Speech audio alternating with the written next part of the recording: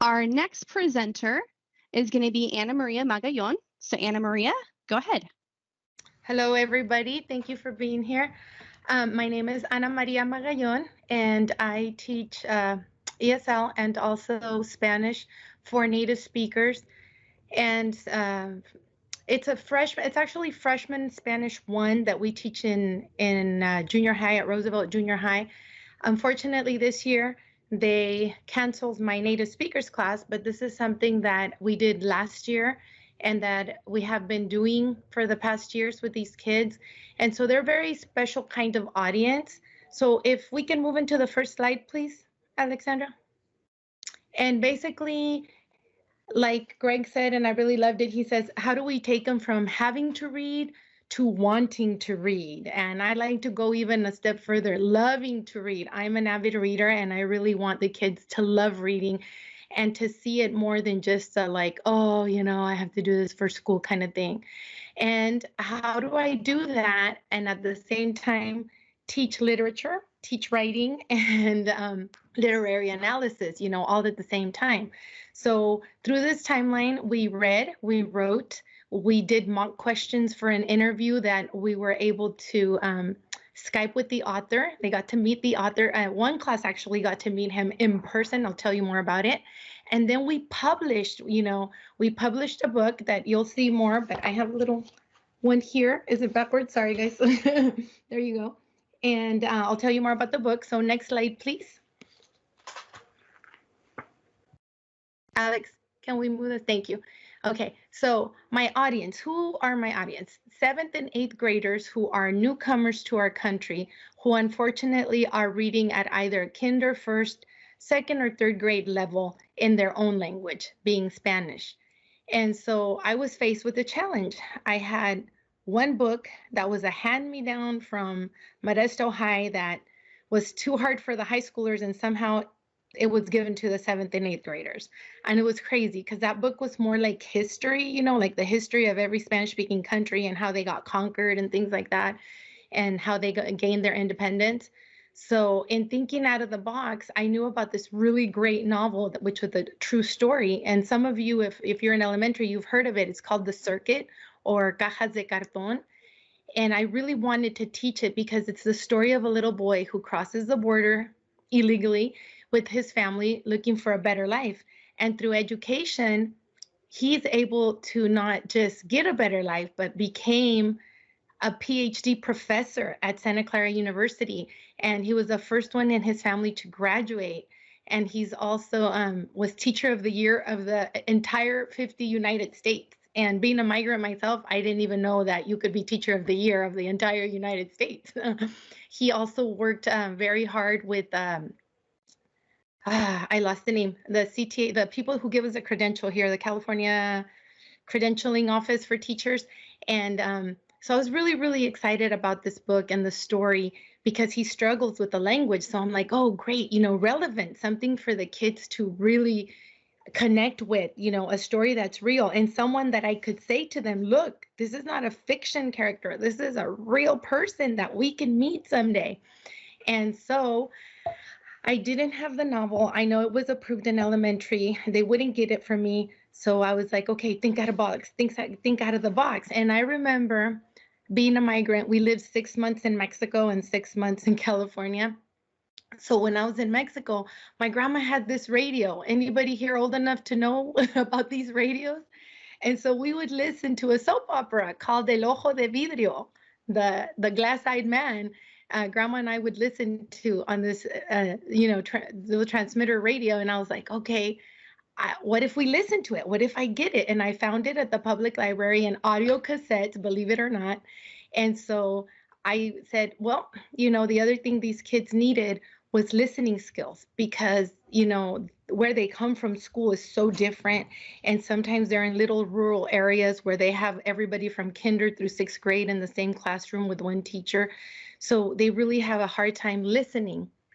And so I decided I would do it as a audio novel. We would do all the writing and stuff, but we would do it by doing just listening to it. And so that's what I did. And one of the prompts that stood out that later became the piece we published was how I came into the United States. You know, how I came into it was the developing question for them to tell the story, their story of how they actually, and it was the day of the crossing that I talked about the most. Some of them put a little bit of the, you know, how they got there to that day, but most of them just concentrated on that actual day and the crossing over here. Many of them were on refugee visas. Can we move on to the next one, please? And so um, what I used for this project was Google Docs. So they were able to write their stories in Google Docs. And I reached out to Sandy and Reprographics and I put a little picture of her. She's awesome, you guys. And I think there's so much that we can use for our kids that we don't know of. So if you ever need to talk to Sandy, she's like a super sweet lady and she'll help you through it. And we use Skype. And so Sandy, I went to Sandy and I said, you know, we want to put this book together with all our stories to gift to the author for Christmas. Can you help me? And how much is it going to cost? And this is what I'm seeing in my head. What can I actually do in print? And so she went through all those things with me.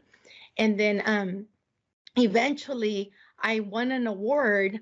And that's how I was able to be gifted the novels. And each one of my students in that class was gifted a backpack with all 3 novels. Now there's 4. There's a sequel. And it's basically from the beginning of his life all the way to how he gets his PhD. So can we move on to the next one so I can show you something? So I was using this novel, you know, to teach all from the same, you know, novel. I was using it to teach vocabulary. I was using it to teach grammar, you know, verb conjugation. I was using it to teach literary analysis, you know, characterization and metaphors and similes and things like that.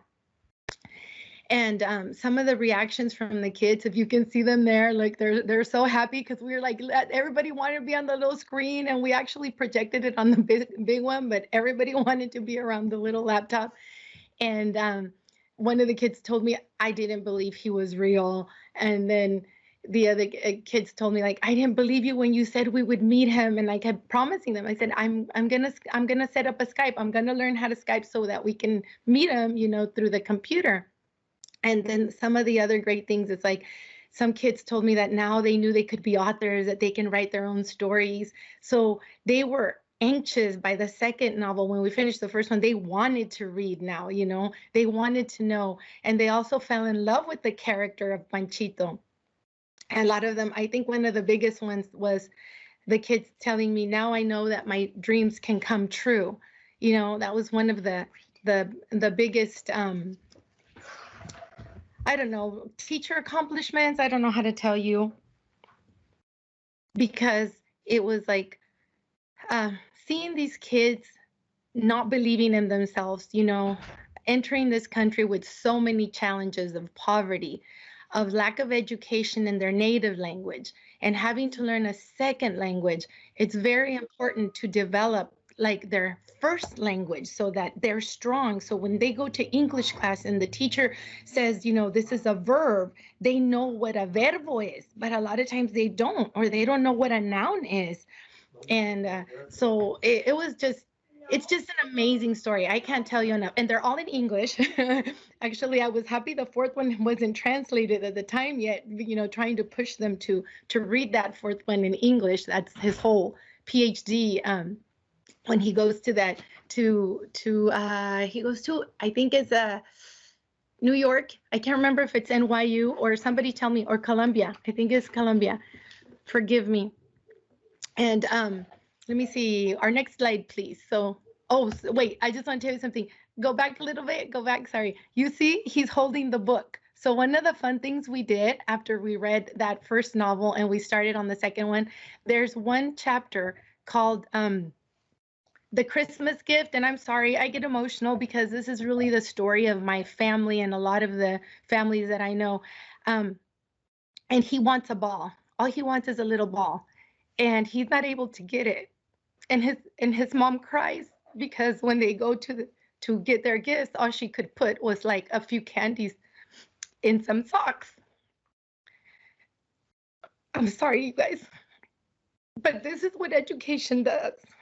This is what we do every day. I hope you know how very important you are. Because now somebody paid him and they drove to Santa Clara to go get him and paid him over $1,000 to bring him to meet us, to share his story in person. And it was an incredible moment. And there's a video you can watch on YouTube, and I apologize for not having the link, where you see the kids going. It was through Univision, and we got to eat with him lunch. They bought the kids lunch, and then they gave him a tour how you make the news, and talked about different careers in the news and broadcasting. And we also took him to the Capitol.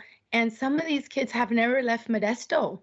They have never left Modesto. They've only gone to the supermarket and maybe the flea market, and they had never been to Sacramento. So it was something so beautiful and powerful. And when you heard the kids talking to him, and I wish I had video, we didn't think about it. Angela was able to be there. She came, one of our techs, and also we had the Univision reporter came. I called out the station and asked if he could do a story on this Skype, because this was part of the outcome of that beginning of listening to the cassette novels, and then later moving into actual print. And so it was just an amazing experience to see the kids grow. And can you go one more slide? Let me see what I had there. So here they were. One of the things we did to prep for the interview is I had the kids write questions. We did some brainstorming. What would you ask them? What do you want to know? And so then we put them on a big poster paper in case they got nervous, so I had all their questions written behind me on posters. So if they got nervous, they could look at the question. And it was a very, I can say, like a metamorphosis, watching them grow through the novels and watching them believe in themselves, and having kids say, I hated to read, Miss Magallon, but now I actually like to read. And I had a couple of kids take the novel home and read it all in one weekend. It says, is it okay if I get ahead? And I'm like, go for it. And, don't spoil it for the others, but go for it. And so those are the kind of things you live for as a teacher, I think, wanting kids to really love reading and learn and know that they can become whatever they want to become. And I was a migrant kid dreamer living in a garage one time, and I believed. I remember the little Uncle Sam picture. Does anybody remember that? Be all that you can be, in my junior high. I remember it at the front door.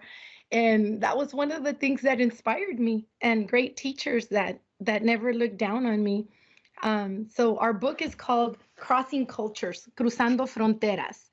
And everybody I was going to show you.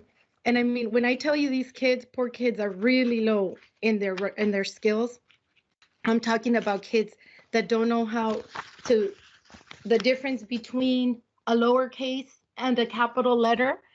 And like you see this one, and they sign their names like a real signature. Alejandra also helped me with that digital signature for them, because I thought that would be something very, very special. Anyways, how am I doing on time, Alexandra? I think I got a minute more. You get a little bit longer. Okay. Do we have another one? I think there was another picture that. Oh yeah, and here is David Urias from Univision, one of the reporters, who also has an amazing story. So the other thing I want to share that came about from this novel and from getting, being able to meet him, and what came with that award, was the novels. And that's what I wanted, that they asked that I could have whatever I wanted. They were actually really surprised.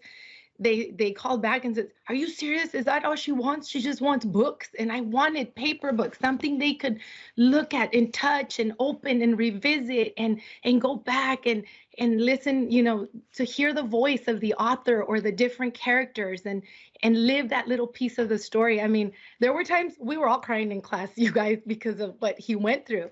And one of the main questions the kids would ask him was if anything was made up or fake. And he said no, that he tried to stay very true to that. And they also asked him if he was working on another book. And so the other thing that came about, I started something I called the Impacting Speaker Series, Ms. Magallon's Impacting Speaker Series. So I found an immigrant of all different kinds of backgrounds, like everybody was poor, everybody was an ESL student, but I found like a doctor. I had two doctors come in who were also poets and read poetry to the kids and shared their stories. We have a librarian, national award-winning librarian right here from our hometown from Modesto, with an amazing story. Had also an entrepreneur. We had Senator Jeff Denham came in to share how his story, because I think it's important they understand it's not just because they're a minority, that there are like EOs, English people who also didn't have it easy, and his dad was like a car salesman and his mom was a secretary, and look at how far he got. And so I just bring these different speakers into the classroom that have hardship, that came from hardship, to show the kids that they can too become whatever they want. And then they have to write about them after we meet them, and then we do a little pre-writing where I share a little story, and then I ask them what questions do they want to ask our speakers when they come. So it's something very beautiful. And if you're in the language classroom, please consider it. I mean, this is something I won't be able to do anymore because my class has been canceled, but I have hope it will come back someday. And any questions out there? Anybody have any questions? Oh, and they only cost, I think they're not even $1.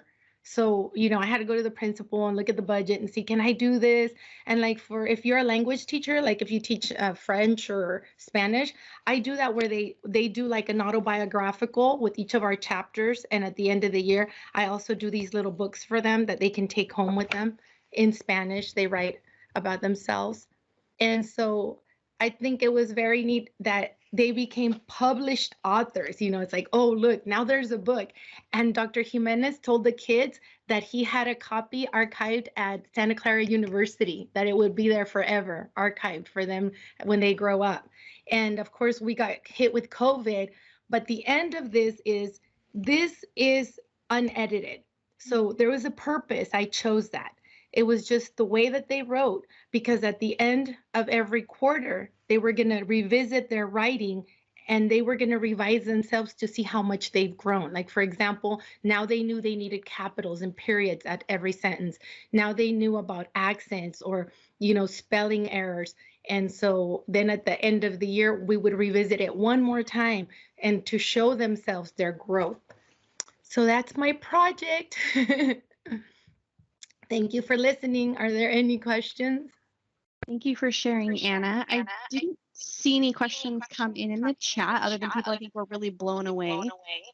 And I just want to take a moment to thank you for being vulnerable and kind of sharing your own experience and kind of showing how that echoes in your students. I know that we have a lot of poverty in Modesto City Schools and a lot of students really struggle.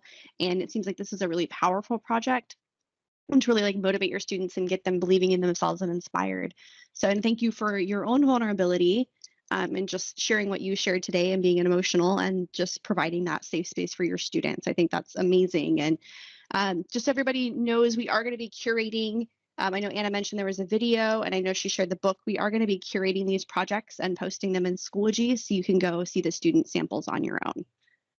Thank you, Alex. And I just want to tell the teachers out there, if any of you have a story that you're willing to share with me, I'm now working on trying to compile stories of our teachers. Like, I know we have our librarian and one of our English teachers, they've agreed to share their story with me. And like I said, I really want the kids to know that not everybody has it easy, and that we weren't always professional, and that there's always a way to do great things. So if you have a cool story and you didn't come from, a mom that was a doctor or a dad that was a lawyer, and you're willing to share, you know where to find me, Magallon.a at MCS. And I would love to write about your story and share it with my students, and also have you as a guest in my classroom. So I'm trying to find a way how to digitalize these guests this new year, this new semester. So thank you, everybody. Thank you, Anna. We appreciate it. And definitely in the follow-up email, we will include links to some of these resources and where to find them in Schoology, so you guys can take a look at those. So thank you.